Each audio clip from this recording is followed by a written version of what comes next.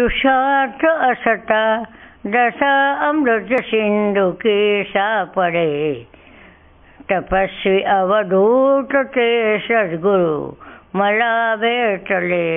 कृतार्थ मन दाहले सुकृत सर्व आले फला। अनन्य गति वंदिते शरण तत्परा मंगला।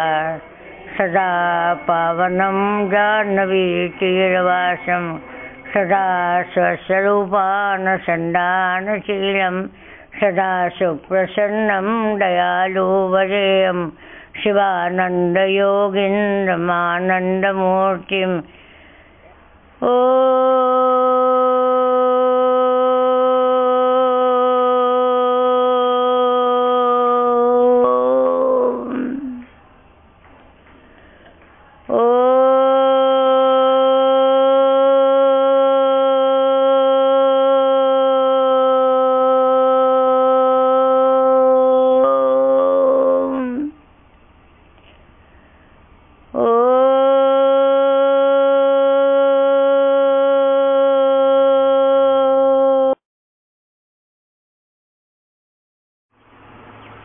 ओम नमो भगवते शिवानंदाय।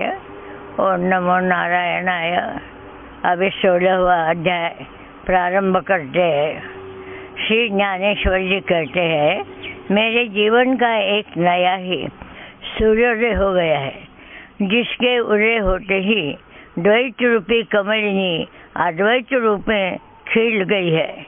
गुरु रूपी सूरज उदय होने से अज्ञान रूपी अंधियारी रात्रि का खत्म होकर ज्ञान रूप प्रकाश में जीव रूपी पंछी देह के बंधन से बाहर निकलकर स्वानंद में विचरता है।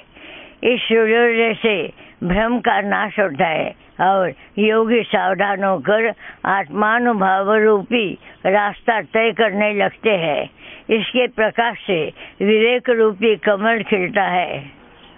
नहीं, मुझे अपने आप ऐसे ये होता है कि मराठी का हिंदी किया है ना मैंने, और मराठी में पुरानी मराठी है। इस तरह शब्द कैसे आए हैं तो अपने आप को मुझे आश्चर्य लगता है कि कहाँ से उदित हो गए। इतना गुरु का वर्णन किया है और हर एक शब्द को अपना कोई वजन है। कमल खिलता है, ज्ञान रूपी दीपक जलता है और संसार रूपी वन को जला डालता है। मैं देह हूँ, यह भ्रांति नष्ट हो जाती है।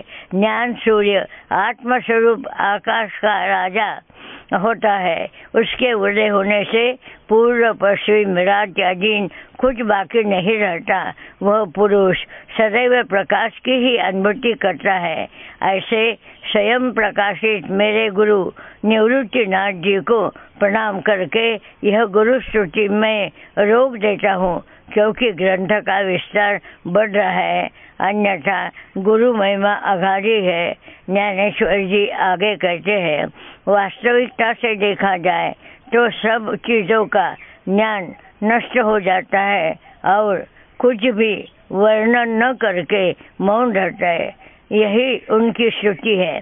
मैं देह बंधन से जन्म मरण के चक्कर में फंसा था। यह पीड़ा आज दूर हो गई। दरिद्र के घर गीता लक्ष्मी प्रकट हो गई। मानो दरिद्र का नाम ही मिट गया। गीता अलंकार लेकर श्री गुरु ने मुझे संपन्न श्रीमान बना दिया। जब दैवी गुण प्राप्त होते हैं उसे अभय कहते हैं, फिर वह निर्भय हो जाता है। जैसे रोगी दवाई के साथ योग परहेज करेगा वह जल्दी स्वस्थ हो जाएगा, वैसे ही जो मनुष्य कर्म करते समय अहंकार नहीं रखता उसको संसार का भय नहीं रहता।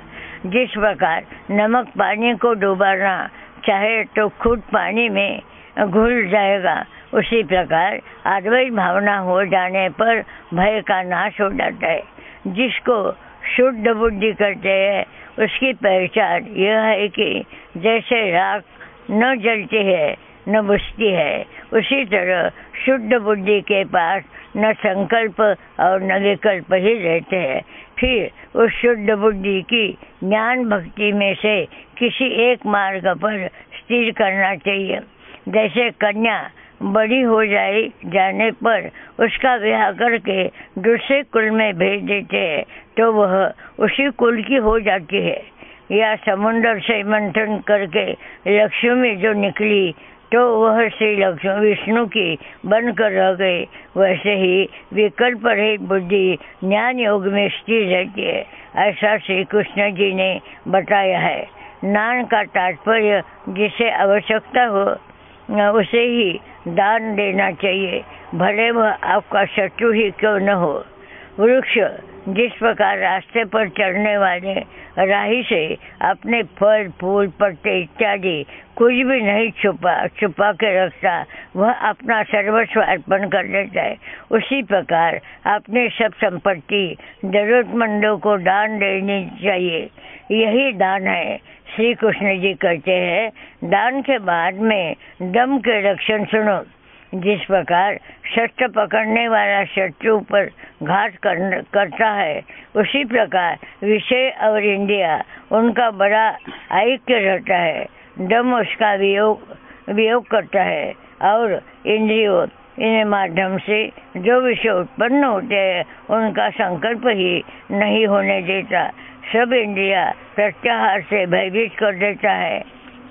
दम के बारे में बोले, अंदर गड़ी हुई प्रकृति योगाग्नि से जलाकर भस्म कर देता है।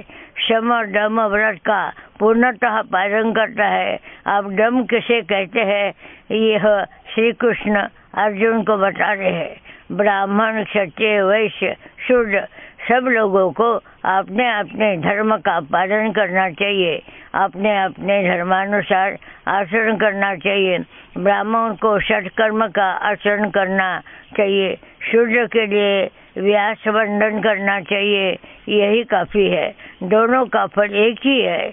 अधिकार के अनुसार हर एक को यज्ञ करना चाहिए, लेकिन उससे फल की आशा रखकर पवित्र कर्म को दूषित नहीं करना चाहिए। और ऐसे ही यज्ञ को सशास्त्र यज्ञ करते हैं। स्वाध्याय, जिस तरह जमीन पर जोर से गेंद फेंकने से वह हवा में उछलती है, जमीन में बोया हुआ बीज उब कर ऊपर आता है, या अपना रूप शीशे में साफ नजर आए यह सोचकर उसे बार बार साफ करना पड़ता है, रखते हैं साफ करके, वैसे ही स्वाध्याय को करना चाहिए और फिर वैसा ही फल प्राप्त होता है। तप, हे धनंजय आप सुनो। तप की व्याख्या, जिस प्रकार सर्वस्व दान करने वाले को दानी कहते हैं, उसी प्रकार धूप जलकर सुगंध देता है। जैसे कृष्ण पक्ष का चंद्रमा दिन प्रतिदिन घटता ही चला जाता है, वैसे ही ब्रह्म प्राप्ति के हेतु प्राण इंद्रिया शरीर जो साधक साधता है उसी को तप कहते हैं। आर्जव, जैसे ये नाम मैंने बीच में डाले समझने के लिए, वैसे उसमें नहीं है। जैसे बच्चे के लिए दूध हितकारी है वह सब जानते हैं, अतः माता या अन्य कोई भी व्यक्ति बच्चों को दूध पिलाते हैं, वैसे ही सभी मनुष्यों को एक साथ समझना, उससे मित्रता रखना, इसे आर्जव करते हैं। अहिंसा, काया वाचा मन से किसी की हिंसा न करना, यानी किसी को दुख न देना, यह अहिंसा का लक्षण है। ऐसा साधक अत्यंत कोमल मन का होता है, उसमें चंद्रमा जैसी शीतलता होती है। कुछ एक नरम वस्तुएं जैसी है जो आँख है, आँख में डालने से वह नहीं चुभती। यह साधक भी ऐसा ही शांत स्वभाव का होता है, जैसे जल पर्वतों को चीर कर आगे बढ़ता रहता है, वैसे ही उसका मन कठिनता का मार्ग पार करके सबसे रहित हो जाता है। सत्य, सत्य बोलने से सुनने वालों को सुख मिले, ऐसा होना चाहिए।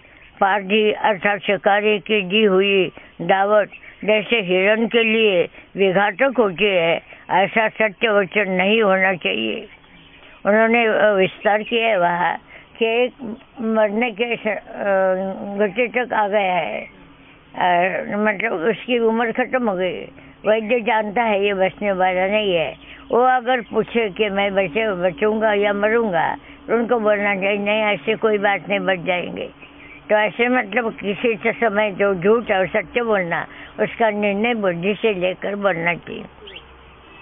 ऐसा सत्य वचन होना चाहिए जो दूसरे के लिए हितकर नहीं है, लेकिन जो वास्तविक सत्य वचन करता है वह अच्छा लगता है, उसके परिणाम भी अच्छे ही होते हैं, वही सत्य वचन है।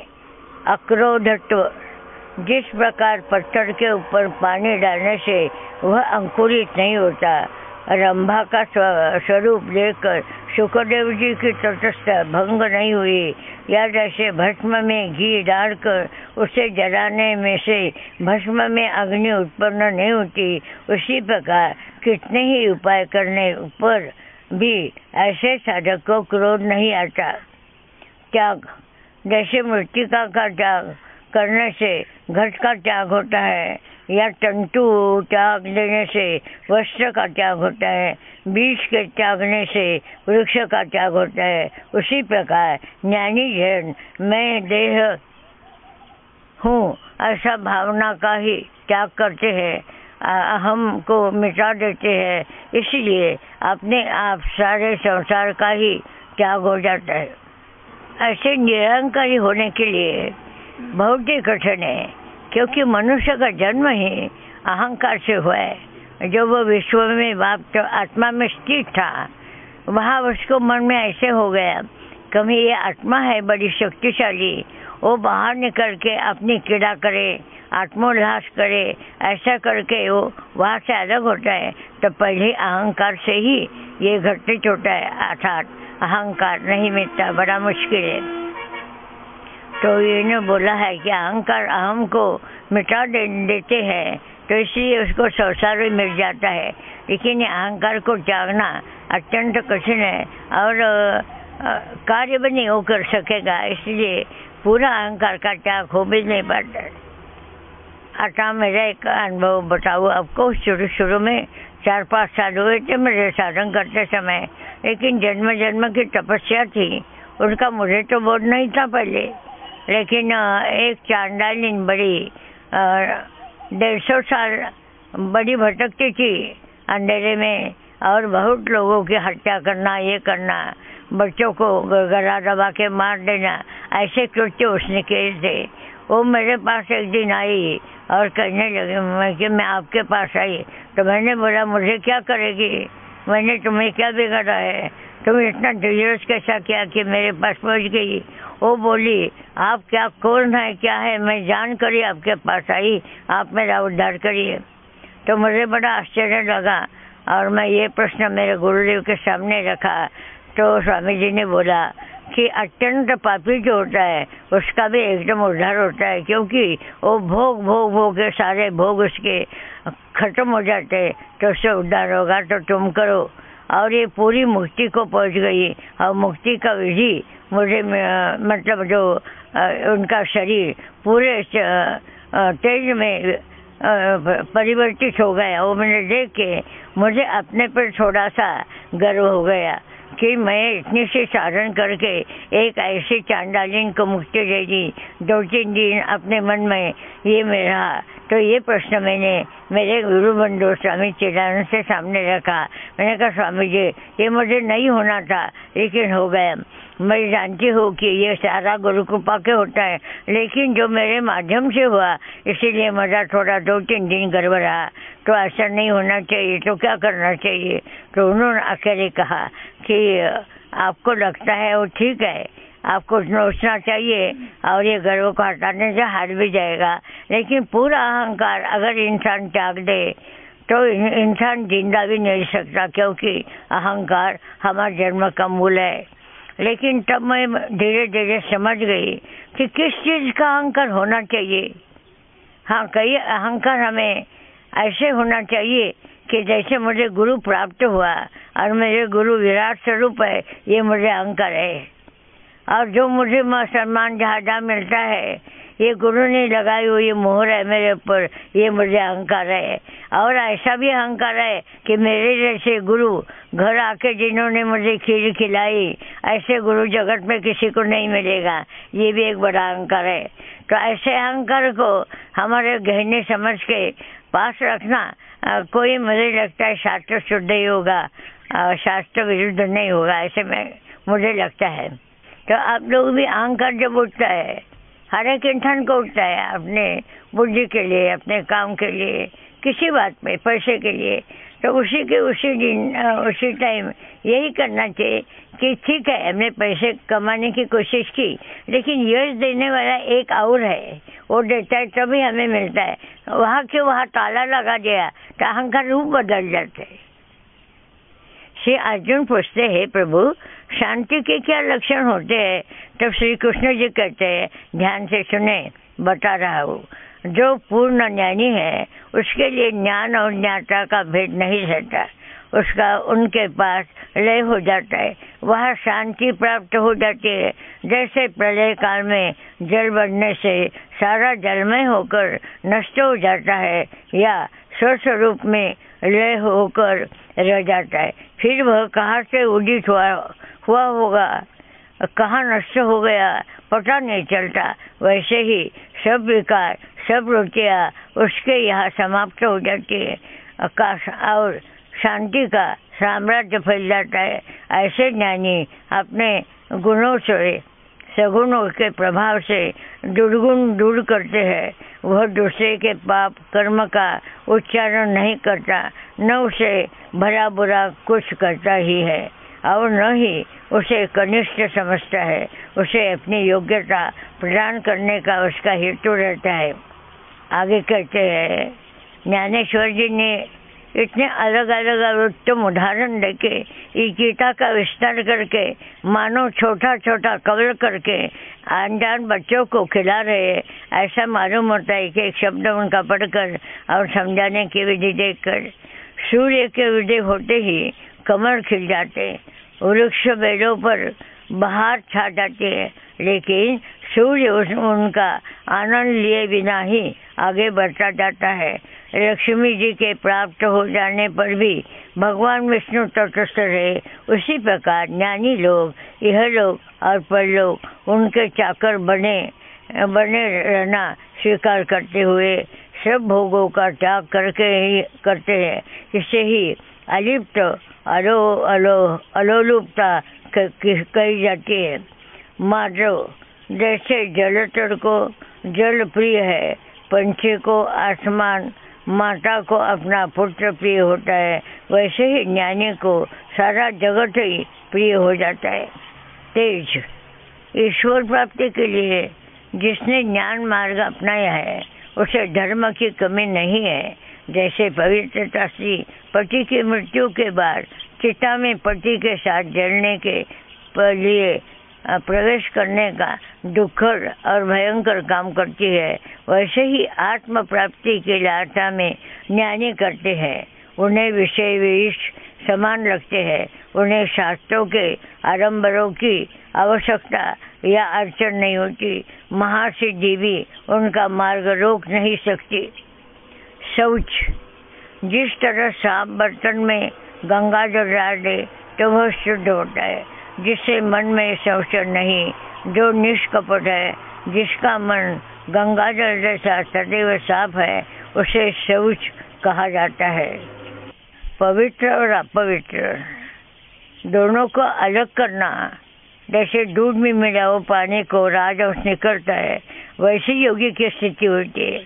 क्योंकि व्यवहार में बर्तता पहले से जब साधन में लगता है, तब यह क्या फेंकना है और क्या स्वीकार करना है, इन दोनों को निचोड़ करने के लिए उसको बहुत कष्ट करने पड़ते हैं। और जाके कभी कभी मन जब तक पूरा शुद्ध नहीं होता तो अशुद्ध भी उसको मन करता है कि नहीं ये तो होना ही चाहिए, ये व्यवहार है, करना चाहिए। व्यवहार करने के बाद ही ऐसा करना ही लगता है, ऐसा मन उसको अंदर से संशय में डाल देता है। फिर इसको निचोड़ करके अलग करना और किस समय हम शौच और अशौच को अलग कर देना, और अपने बुद्धि से बहुत कस के शुद्धता करके करना पड़ता है। जब इंसान बोलता है मुँह से, पूरा संत भी, पूरा ज्ञानी भी कभी बुरी बातें बोलता है, गुस्सा करता है या किसी की ऊपर निंदा करता है, लेकिन वो होठ से बोलता है, पेट से कभी नहीं बोलता। इसके पेट में ये विचार कभी नहीं जा सकते। जैसे कि नमक कोई पानी में डाल के पीता नहीं रहता, वैसे हो हमेशा पानी छान के निगल लेता है, नहीं तो मुंह में रख के वो पानी फेंक देता है, कुल्ला कर देता है, क्योंकि उसको पता है कि अंदर जाने से सारी हमारी जो अच्छा काम किया है वो सड़ जाएगा, बिगड़ जाएगा। और जरूर है कि व्यवहार में रहता है, जब जिंदा है तब होठ से कुछ बोलता है, लेकिन याद रखिए उसके पेट की बात बिल्कुल अलग होती है, उसके विचार बिल्कुल अलग होते हैं। इसको शौच बोलते। बार बार वो साफ करके ही शब्दों को, अन्न को निगल लेता है, और उसका अंदर वो खाने के बाद या बोलने के बाद आत्म ज्ञान से, आत्म प्रकाश से, भगवत के नाम से उसकी सफाई करता रहता है। वही विशेषता है उसकी। दंभ असुरी संपत्ति में जो प्रधान माना गया है, एक गृहस्थी में रह के साधन सिद्ध होना, तो तार के ऊपर चलना है। तार के खाली तार नहीं, जो कंपाउंड में तार लगाते हैं ना, जिसमें कांटे होते हैं और थोड़ा 4 इंच 2 इंच बीच में जगह रहती है, उसके सावधानी से वहाँ ही पैर रख के पूरा मार्ग ये कटाई करना पड़ता है। इसीलिए अत्यंत सतर्क का रखने के लिए, इसके बुद्धि के लिए बहुत तनाव आता है, मन के तनाव आता है। लेकिन जो जिद्दी है, जिद भी करनी चाहिए ना कुछ कमाई करने के लिए, तो उसकी जिद होती है कि किसी भी हालत में मैं तुम्हें प्राप्त करके छोड़ूंगी, बीच में नहीं छोड़ूंगी। ऐसे लगता है कि जानबूझ के भगवान भी कुछ अड़चन लाता है, ऐसा कभी मन में होता है, लेकिन फिर भी हमें उसको भी सतर्क रखते हैं, बोलते हैं, उसको गुस्सा करते हैं भगवान को, तुम कितनी भी क्यों अंधेरा करेंगे हमारे सामने, आंखें बांध देंगे, तुम हमें आंखों से अंदर से देखेंगे, छोड़ेंगे नहीं। तो जिद होनी चाहिए। दंभ असुरी संपत्ति में जो प्रधान ना माना गया है, दंभ अपनी माँ की निंदा दूसरे लोगों के सामने करने से दोष रखता है। तीर्थ मनुष्य को पावन करते हैं, वैसे ही माँ भी, लेकिन इस तरह बर्ताव करने से पुण्य भी पाप बन जाता है। गुरु के संपादन की हुई विद्या खुले आम बताने से नुकसान होता है। वह ब्रह्म विद्या है। जिस प्रकार स्वादिष्ट भोजन अधिक खाने से नुकसान होता है, वैसे ही स्वधर्म का यथोचित आचरण करके अपनी जुबान से उसे कह दिया जाए तो वो धर्म अधर्म हो जाता है। ऐसे ही अपनी प्रतिष्ठा किसी प्रकार बयान करने से दंभी कहा जाता है। दंभी लोग ऐसे ही बर्ताव करते हैं, उनको अपना होश नहीं रहता, उनको प्रतिष्ठा में बड़ी खुशी रहती है। लेकिन याद रखिए, योग मार्ग में प्रतिष्ठा सुकरी विष्ठा माना गया है। इतना बहुत गंदा माना गया है कि प्रतिष्ठा हो मेरी, ऐसे कभी मन में भाव आना बिल्कुल ठीक नहीं है। असुरी संपत्ति इस तरह है कि प्रलय अग्नि, विद्युत अग्नि, वरवाग्नि, तीनों अग्नियाँ ठीक बहने से कोई नुकसान नहीं है, लेकिन अगर वह भड़क उठे तो उनको जलाने के लिए वह विश्व भी कम पड़ता है। 6 गुणों से युक्त जो यह असुरी संपत्ति बढ़ जाती है, उसको ही अज्ञान कहते। श्री कृष्ण जी कहते, हे अर्जुन, जब अब दैवी संपत्ति के लक्षण सुनो। दैवी संपत्ति मानो मोक्ष का सूर्योदय है। असुरी संपत्ति के लक्षण सुनकर हे अर्जुन, तुम भयभीत न होना, क्योंकि तुम दैवी संपत्ति का सबसे स्रोत ही धर्म के साथ लेकर आए हो। अतः तुम दैवी संपत्ति का स्वामी बनकर मोक्ष प्राप्त करो। श्री कृष्ण जी कहते हैं, दैवी व असुरी संपत्ति के मार्ग अनादिकाल से चलते आए हैं। जैसे रात्रि को निशाचर का व्यवहार मनुष्यादि केवल दिन में ही अपने उत्तम व्यवहार करते हैं। असुरी संपत्ति के लोग प्रवृत्ति और अनुवृत्ति का विचार ही नहीं करते। शुचित्व क्या है वह जानते नहीं है। कौवा सफेद हो जाएगा, क्या संभव है? कोयला भी सफेद हो जाएगा, लेकिन असुरी प्राणी को शुचित्व कदापि नहीं प्राप्त होता। विश्व अनादिकाल से चलता आया है। ईश्वर उसका नियंता है। वेद उसके दरवाजे पर खड़े हैं और न्याय अन्याय का निर्णय लेते हैं। वेद पापी को नरक यातना की सजा देते हैं, इसलिए धर्माचरण करना चाहिए। वही आदमी परलोक में सुख भोगता है। लेकिन क्या करे, न ईश्वर, न हेलोक, न परलोक, कुछ भी दिखाई नहीं देता। लेकिन जो ज्ञानी है वह इन्हें पहचानता है। उसे पाप पुण्य की अच्छी तरह समझ होती है। अज्ञानी को ठीक मार्ग नहीं दिखाई देता। वह नास्तिक होता है और ईश्वर से द्रोह करता है। मृत्यु के बाद उसे पाप से नरक का भय नहीं लगता, उसे स्वर्ग में आस्था नहीं होती। ऐसे उसकी गति और मति रहती है।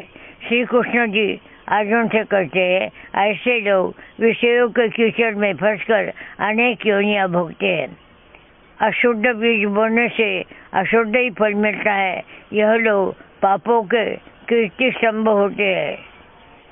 पापों के कीर्ति स्तंभ होते हैं। ऐसा पुरुष दम भाव और अभिमान का आश्रय करके आप दूसरे का भी अहित करता है। ऐसे मनुष्य के मन में जो चिंता होती है वह पाताल से भी गहरी होती है। स्त्री से जो सुख मिलता है उसके सामने वह अमृत को भी तुच्छ मानता है। इस सुख के लिए तथा धन इकट्ठा करने के पीछे वह दिन रात भागता है। ऐसे मनुष्य को यदि उसके इच्छानुसार वस्तु नहीं मिलती तो क्रोध भड़क जाता है। काम क्रोध से वह दूर होता है, न होता ही नहीं। पहरा देने वाले सिपाही को जैसे आराम नहीं मिलता, वैसे बेचारों को कामना के विरही नहीं हो सकता। वो कामना में हमेशा खपा रहते हैं। ऐसे अधम लोग आसमान के पुष्प का सुगंध लेने के भ्रम में रहकर नरक के धनी हो जाते। जैसे जिस रोगी को भ्रम हो गया हो वह उलट पुलट बातें करता है, वैसे ही बुद्धिहीन अज्ञानी मनुष्य भी करता है। जैसे पत्थर पर शीशे का बर्तन जोर से पटकने से वह चूर चूर हो जाता है, वैसे ही इन लोगों के मनोरथ टुकड़े टुकड़े होकर भंग हो जाते हैं। अतः श्री कृष्ण कहते हैं, यह बात ध्यान रखो अर्जुन, असुरी विचारों को मन में लाना ही नहीं। असुरी विचार वाले यमलोक में पीड़ा सहते रहते हैं। अहंकारी व्यक्ति हाथ में पटाखा लेकर सदैव अपनी स्तुति करता है। हम दीक्षित है, ज्ञानी है। दीक्षित होने पर उन्हें बड़ा गर्व होता है। वह अपनी मूर्खता समझ नहीं पाता है। जैसे अंधा अंधकार को नहीं पहचानता। अहंकार बलवान होने से दर्प रूपी सागर अपनी मर्यादा छोड़ के बढ़ता रहता है। अहंकार बढ़ने से दर्प बढ़ता है और साथ साथ काम क्रोध भी बढ़ते हैं। जैसे कि गर्मी में तेल या घी के भंडार में आग लग जाती हो तो वह बुझती ही नहीं, बढ़ती जाती है। यह दीक्षित लोग स्वाभिमान में डूबकर अंधे हो जाते और जन्म मृत्यु के विचार से पीड़ित होते हैं और यह पीड़ा उनके शरीर के अंदर रहकर मई महसूस करता है। ऐसे लोग देह धारण करके अपने कर्तव्य को भूल जाते हैं। उनकी बुरी अवस्था हो जाती है। पड़े कीचड़ में कूड़े में उनका जीवन व्यतीत होता है। इस प्रकार असुरी संपत्ति वाले लोग बाद में बड़ा दुख भोगते रहते हैं।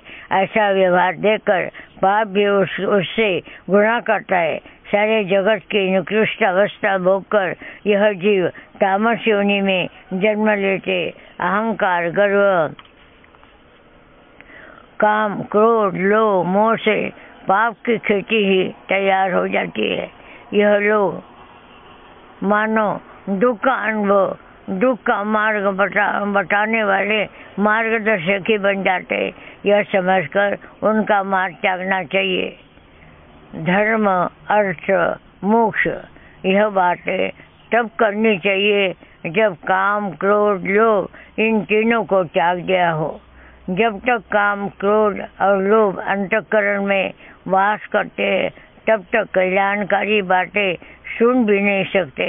जिसे अपने कल्याण की इच्छा हो, वह नाश से बचना हो, उसे इन तीन गुणों की संगत छोड़नी पड़ेगी। उसी से सुख प्राप्त होता है, सत्संग मिलता है। इस जगत में सबको समान मानकर सब पर कृपा बरसाने वाले, हित अनहित दिखाने वाले जो वेद है, उन वेदों की जो अवज्ञा करता है, विधि विधान से कर्म नहीं करता, जो अपने शरीर से अनावश्यक प्रेम करके उसको बिगड़ता है, ऐसे व्यक्ति को स्वप्न में भी सुख नहीं मिलता, उसको परलोक में भी दुख ही मिलते हैं। इसलिए जो अपना कल्याण चाहता है उसे वेदों में बताए अनुसार कर्म करना चाहिए। तभी वह आत्म प्राप्ति कर सकता है। श्री ज्ञानेश्वर जी कहते हैं, श्री व्यास जी की आज्ञानुसार श्री संजय जैसे राजा धृतराष्ट्र को बता रहे हैं। उसी प्रकार मैं अपने गुरु निवृत्ति दास जी की आज्ञानुरूप उनकी कृपा से यह कथा आपको बता रहा हूँ। आप सब संत जन कृपालु होकर सुनिए और मुझे आशीर्वाद दीजिए। 16वां अध्याय समाप्त हो गया। हरि ओम तत्सत।